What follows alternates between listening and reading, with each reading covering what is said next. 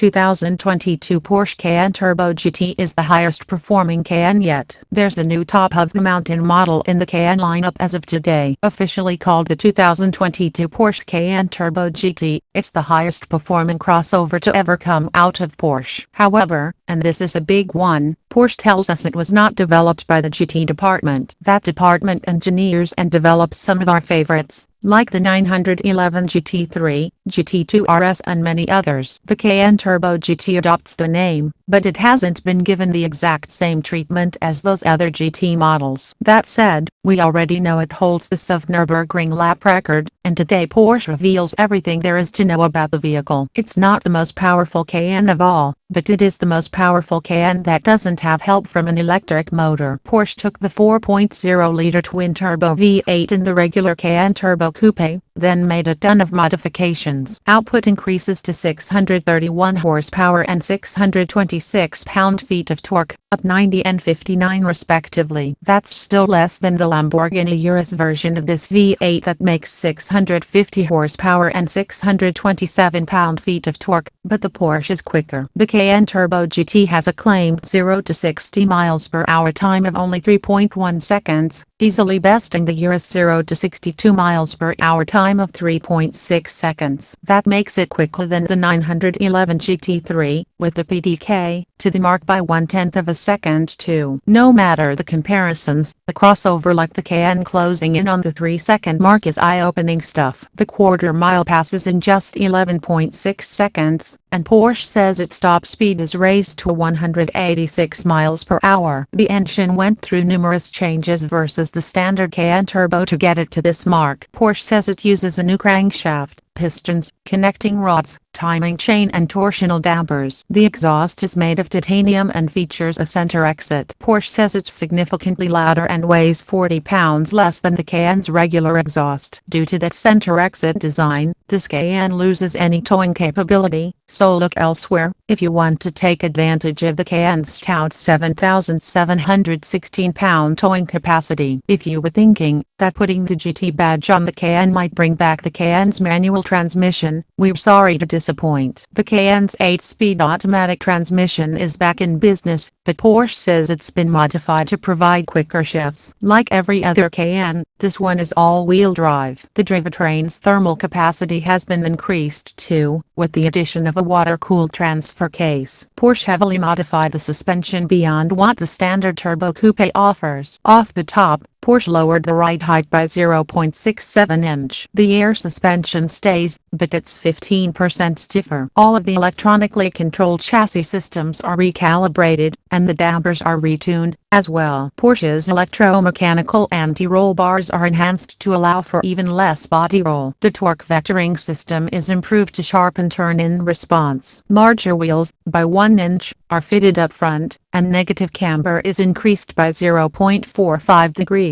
These larger wheels are wrapped in the most aggressive rubber possible, Pirelli P0 Corsa high-performance summer tires. You can likely tip a cap to these as one of the reasons for the Cayenne Turbo GT's Nürburgring lap time. Helping this Cayenne to a stop are gigantic ceramic composite brakes, standard, with rotors that measure 17.3 inches in front and 16.1 inches in rear. The fronts are identical to the Urus, but the rear brakes are actually slightly larger than what Lamborghini fits. Porsche doesn't make any numerical downforce claims, but the Aero is decidedly more aggressive than the standard Turbo. The GT-specific front fascia has a larger front lip and bigger side air intakes. Its upper rear wing has new carbon fiber side plates, and there's a weird adaptive spoiler with a 2-inch gurney flap. That's twice the size of the standard Turbo's adaptive spoiler. Its rear diffuser is made of carbon fiber to look even racier too. Other appearance changes you'll notice with the GT include the standard carbon fiber roof, black fender arches and the sweet 22-inch neodyme, or gold, painted wheels you see on the reveal car. It's also available in this epic Arctic grey paint that pairs so nicely with the gold wheels. We'll also point out that Porsche will not be offering the Turbo GT in the standard body style. It's coupe roofline only for now. The interior features 8-way heavily bolstered sport seats as standard. Plus, Porsche decided to eliminate the central rear seat for a sport rear seat arrangement.